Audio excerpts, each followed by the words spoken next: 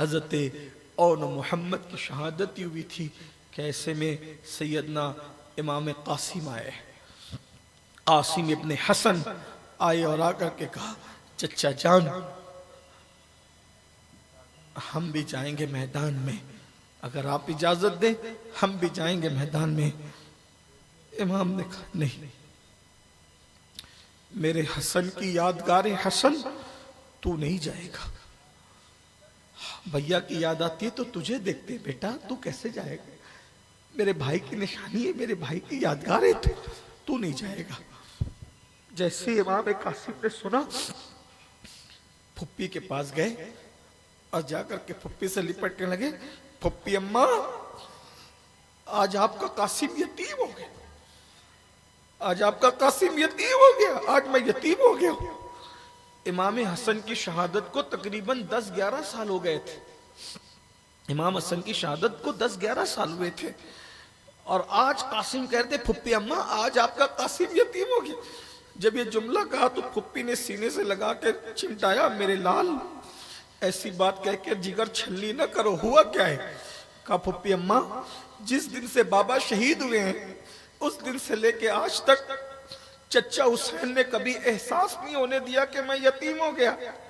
میں نے جو جملے کہے میری جملے پورے ہونے سے پہلے میرے چچا نے میری ہر بات پوری کی، اور آج چچا نے مجھے نہ کہہ دیا، مجھے نہیں کہہ دیا۔ میں نے چچا کی زبان سے کبھی نہ نہیں سنا تھا، آج کہتے ہیں نہیں۔ کہا کیا نہیں کہا؟ کہ میں نے کہا کہ میں میدان میں جا کے شہید ہو جاؤں گا، تو کہتے ہیں نہیں آج میں یتیم ہو گیا پپی، اور بے چینی کے عالم میں روتے جا رہے ہیں اور بلکتے جا رہے ہیں، کاش کہ آج میرے ابا حیات ہوتے تو مجھے کربلا میں جانے سے نہیں روکتے، آج چچا نے مجھے نہ کیسے کہہ دیا۔ یہ کہتے کہتے روتے روتے بازو پہ ہاتھ پڑا تو منظر 10-11 سال پرانا نظروں میں گھوم گیا، اس لیے کہ جب امام حسن کی شہادت ہو رہی تھی تو شہادت کے وقت امام حسن کو الٹیاں ہو رہی تھی شہادت کے وقت، اور الٹیوں میں آتے کٹ کٹ کے گر رہی تھی۔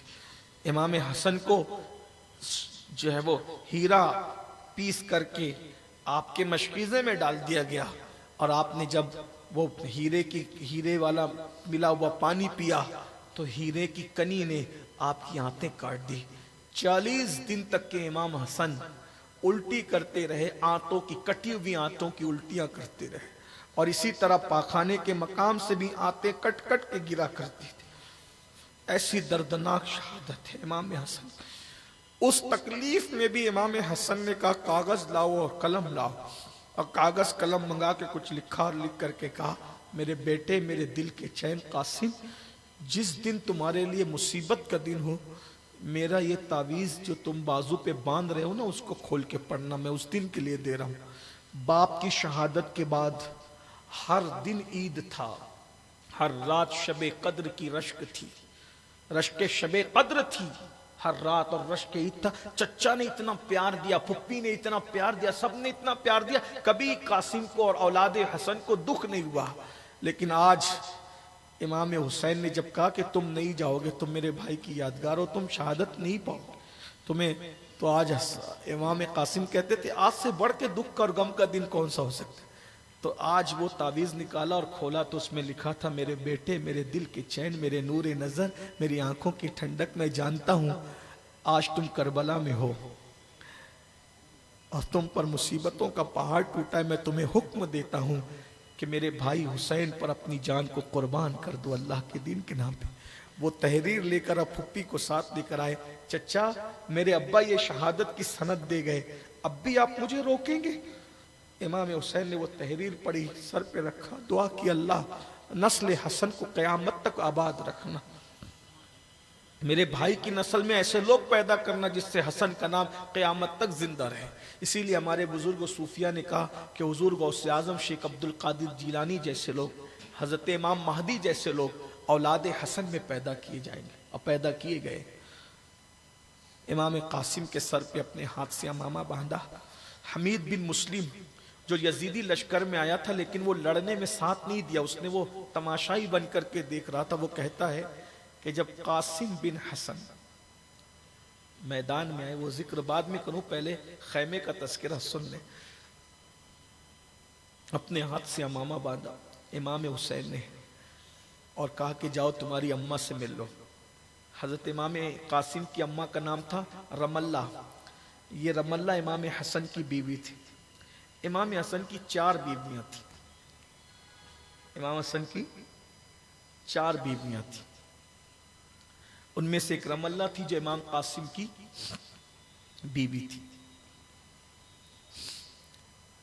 امام قاسم کی امی تھی، امام حسن کی بیوی تھی۔ حضرت رملہ امام قاسم کی امی، امام حسن کی بیوی۔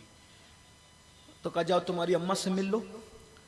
تو جب یہ ماں سے ملنے کے لیے گئے تو ماں نے سینے سے لگا کے کہا بیٹا تیرے باپ حسن پہ لوگ تانا دیتے ہیں کہ حسن بڑا بزدل تھا، اور بزدلی کی وجہ سے حسن جنگ نہیں کرتا تھا، تو یہ داغ تجھے دھلنا ہے، جا کے ایسا لڑ کہ پتہ چلے کہ جب ابن حسن ایسا ہے تو حسن کتنا بہادر ہوگا، اور پلٹ کے مت آنا۔ امام قاسم جب گئے ہیں تو حمید بن مسلم کہتا ہے ایسے خوبصورت جوان کو دیکھا تو میں دنگ تھا، ایسے لگتا تھا جیسے خیمے سے اچانک چاند نکل آیا، اور میں نے دیکھا کہ اس کے کرتے پر پیون لگا تھا اور اس کے جوتے کا بائیں طرف کا تسمہ ٹوٹا ہوا تھا۔ 6 مہینے گزرے نا سفر میں، 6 مہینے میں ان کے جوتے بھی ٹوٹ گئے تھے، تو ٹوٹا ہوا جوتا تھا پیر میں اور گھوڑے پہ سوار تھا، اور ذوالفقار لہراتے ہوئے کہتا تھا میں قاسم ابن حسن ابن علی ہوں، آؤ مجھ سے کون مقابلہ کرتا ہے۔ کسی میں ہمت نہیں ہوئی تو شمر ابن سعد نے ارزق نامی پہلوان کو کہا کہ تو جا، تو لڑ۔ تو ارزق نے کہا اس بچے سے لڑنا میری توہین ہے، یہ بچے سے میں نہیں لڑتا، یہ تو میری توہین ہے، کیونکہ میں تو بڑے بڑے پہلوانوں میں میرا شمار ہوتا ہے، شام اور یمن کے بڑے بڑے پہلوان مجھ سے لڑنے کی ہمت نہیں کرتے، میں اس بچے سے لڑوں گا۔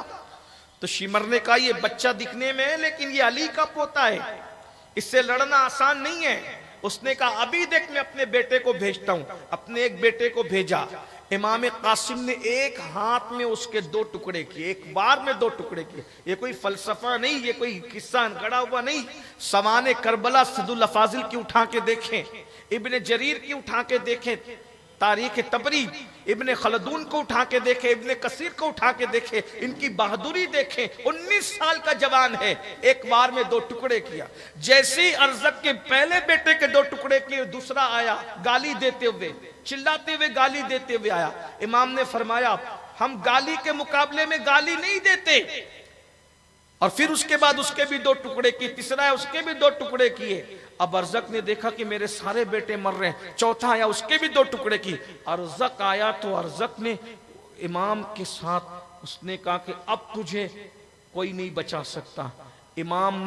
امام قاسم نے کہا اتنا بڑا شہزور پہلوان بنتا ہے، تجھے تو گھوڑے کی زین کسنا نہیں آتی۔ جیسے ہی وہ زین دیکھنے کے لیے گیا، امام نے اس کے سر پہ بھی ایسا وار کیا کہ اس کے 2 ٹکڑے کیے۔ لیکن جب پیچھے پلٹ کر دیکھا تو دور خیمے کے باہر امام حسین سر سجدے میں رکھ کر کہہ رہے تھے اللہ میرے بھتیجے کی لاج رکھنا، بہت بڑے پہلوان سے اس کا مقابلہ ہے۔ تو کہتے چچا سر اٹھاؤ، دیکھو میں نے اس کا کیا انجام کیا ہے۔ اور اس کے بعد جب یہ حال ہوا تو حضرت امام قاسم کو چاروں طرف سے گھیر لیا گیا۔ جب چاروں طرف سے گھیرا گیا، شمر نے کہا اکیلے اکیلے لڑو گے تو سب مر جاؤ گے، تمہاری عورتیں بیوہ ہو جائے گی۔ چاروں طرف سے امام قاسم کو گھیرا گیا، بالآخر ایسا وار کیا کہ حسن کا لال، تصویر حسن زمین پر آئی، اور جیسے ہی امام قاسم زمین پر آیا آواز لگائی یا اماں ادرکنی، اے چچا میری خبر لیجئے۔ تو حمید بن مسلم کہتا ہے یہ آواز میں نے سنی تو قاسم کی آواز پر حسین ایسے دوڑ کر گئے جیسے کوئی عقاب اپنے شکار پر جھپٹ کر جاتا ہے، اور جب گئے تو میں نے دیکھا کہ قاسم زمین پہ پیر رگڑ رہے تھے زخموں کی وجہ سے، اور آنکھیں بند تھی، پورا چہرہ گرد آلود تھا۔ امام حسین نے اپنے زانوں پر قاسم کا سر رکھا اور سر رکھ کر کے گرد و غبار صاف کیا۔ جب ہاتھوں کی ٹھنڈک कासिम के चेहरे को महसूस हुई। इमाम कासिम ने आंखें खोल दी और आंखें खोल के मुस्कुराया और मुस्कुरा के कहा, चचा अपने भतीजे का आखिरी सलाम लो। इमाम कासिम ने कहा, हाय आज तुम्हारा चचा तुम्हारी मदद न कर सका मेरे बेटे। अल्लाह उस कौम को बर्बाद करे जिस कौम ने तुझ जैसे शहजादे को शहीद किया। और उसके बाद इमाम कासिम ने मुस्कुराते हुए कह के आंखें बंद कर ली, चचा मैं हौजे कौसर पे दादी अम्मा को देख रहा हूँ, सैयदा फातिमा पानी का कटोरा लेके मेरा इंतजार कर रही है, दादा अब्बा मौला अली को देख रहा हूँ, नाना जान मुस्तफ़ा जान रहमत को देख रहा हूँ, मेरी निगाहों के सामने आलमे गैब के पर्दे उठे हुए। अच्छा चचा जान मुझे इजाज़त दीजिए। इमाम ने कहा, अपने नाना को मेरा भी सलाम कहना। ये कहकर इमाम ने देखा तो सर एक तरफ लुढ़क गया। हमीद बिन मुस्लिम कहता है कि मैंने देखा कि कासिम के लाशे को जब इमाम हुसैन उठा के ले जा रहे थे तो कासिम के पैर जमीन पे रगड़ रहे थे। बाज मौर्रिखीन ने जमीन पे रगड़ने की बात इसलिए भी कही कि इमाम कासिम ने जब इमाम हुसैन को आवाज दी तो वो आवाज पर गुर्दो गुबार में ऐसे छुपे के शहीद हो गए। और इमाम हुसैन के इमाम कासिम तक पहुंचने तक यजीदियों ने ऐसे घोड़े दौड़ाए कि आपके जिस्म को इतना कुचला कि वो जिस्म कुचलते कुचलते थोड़ा दराज हो गया। और इमाम हुसैन ने जब उनको सीने से लगाया, ला करके जैसे खैमे में रखा, एक कोहराम मचा था। इन्ना लिल्लाहि व इन्ना इलैहि राजिऊन। ये आज की शहादतें थी। वक्त तो पूरा हुआ। अल्लाह ताला इस महफिल को कबूल फरमाए।